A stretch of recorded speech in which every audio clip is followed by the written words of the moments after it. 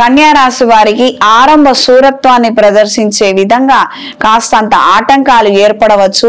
పనిని ప్రారంభించాలి చేయాలన్న ఉత్సాహాన్ని కలిగి ఉంటారు. మధ్యకు వెళ్ళేసరికి ఇదంతా మనకు అవసరమా, చేస్తే ఎంత చేయకపోతే ఎంత, ఎవరో ఒకళ్ళకి అప్పగిచ్చేసేద్దాంలే, మనం వెళ్ళి కాసేపు రెస్ట్ తీసుకుందాము, మనం వెళ్ళి మన సొంత పనులు చూసుకుందాము, ఈ విధమైనటువంటి ఆలోచనలు ఏర్పడే అవకాశం ఉంది. మీ వ్యక్తిగత విషయాలలో మీరు ఇలాంటి తప్పుల నిర్ణయం తీసుకున్నప్పటికీ మీకు వచ్చిన నష్టం కానీ ఇబ్బంది కానీ ఏమీ ఉండదు. కానీ పెద్ద పెద్ద విషయాలు అంటే వేరే వాళ్ళు బాధ్యత అప్పగించినటువంటి శుభకార్యాలు కావచ్చు లేదా ప్రాజెక్టులు కావచ్చు, అందులో మాత్రం ఈ వైఖరి కొనసాగించవద్దు. దీని వలన మీరు ప్రమాదాలు అపశృతులు ఏర్పడే అవకాశం ఉంటుంది.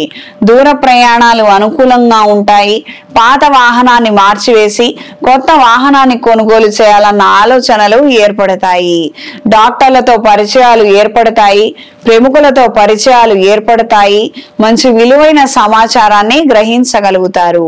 ఈ కార్తీక మాసంలో అవకాశం ఉన్నవారు ఉసిరిక దీపదానము, నేతి దీపదానము, తాంబూల వస్త్ర సహిత దక్షిణలతో కలిపి పంతులు గారికి ఇచ్చి ఆశీర్వచనం పొందండి.